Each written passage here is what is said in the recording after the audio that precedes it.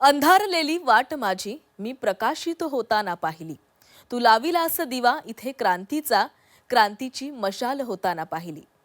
भारतीय घटनेचे शिल्पकार महामानव भारतरत्न डॉक्टर बाबासाहेब आंबेडकर यांना 69व्या महापरिनिर्वाण दिनानिमित्त अभिवादन।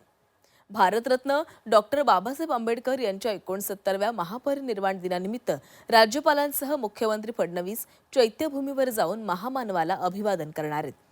तर भीम अनुयायी बाबासाहेब आंबेडकरांना अभिवादन करण्यासाठी चैत्यभूमीवर येण्यास सुरुवात झालेली आहे। दरम्यान अभिवादनासाठी येणाऱ्यांसाठी मुंबई महापालिकेनं चैत्यभूमी, शिवाजी पार्क, डॉक्टर बाबासाहेब आंबेडकर यांचं निवासस्थान, राजगृह यासह आवश्यक त्या विविध ठिकाणी नागरी सेवा सुविधा उपलब्ध करून दिलेल्या आहेत।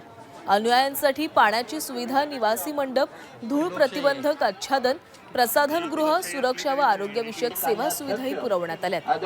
यासाठी 8,000हून अधिक कामगार, कर्मचारी, अधिकारी कर्तव्य तत्पर असणार आहेत। चैत्यभूमीतील आदरांजलीचे मोठ्या पडद्यांवर व महानगरपालिकेच्या विविध समाज माध्यमांद्वारे थेट प्रक्षेपण केले जाणार आहे।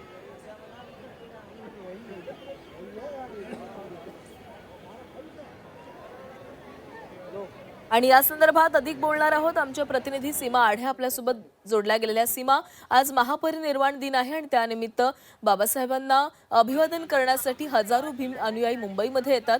कशा प्रकारची तयारी सध्या मुंबईमध्ये आहे?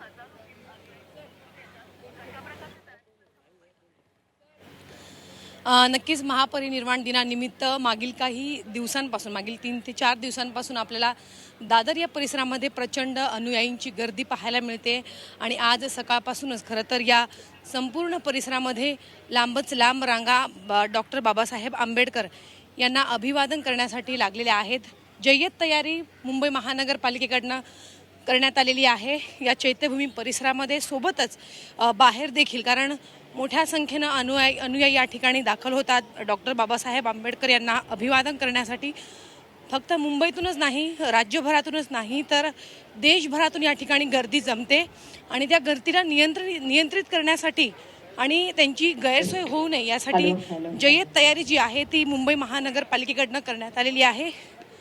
सोबतच या संपूर्ण परिसरामध्ये आपल्याला पोलिसांचा मोठा फौजफाटा पाहायला मिळतोय, कारण अनुयायींसह VVIPंची सुद्धा या ठिकाणी मोठ्या प्रमाणात गर्दी असते। मुख्यमंत्री, सोबतच उपमुख्यमंत्री आणि राजकीय पक्षाचे जे नेते आहेत, खासदार आहेत, आमदार आहेत, स्थानिक प्रतिनिधी या ठिकाणी येत असतात। त्यामुळे कोणताही अनुचित प्रकार घडू नये किंवा गर्दी मोठ्या प्रमाणात झाल्यावरती गर्दीला नियंत्रित करण्यासाठी पोलिसांचा मोठा फौजफाटा जो आहे तो या ठिकाणी तैनात करण्यात आलेला आहे।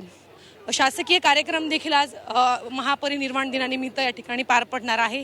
त्यासाठी मान्यवरांसाठी या ठिकाणी बसण्याची सोय करण्यात आलेली आहे आणि या संपूर्ण परिसरामध्ये सकाळपासूनच आपल्याला राजकीय नेत्यांसह आता अनुयायी देखील या ठिकाणी दाखल होत आहेत आणि डॉक्टर बाबासाहेब आंबेडकर यांना अभिवादन करतायत।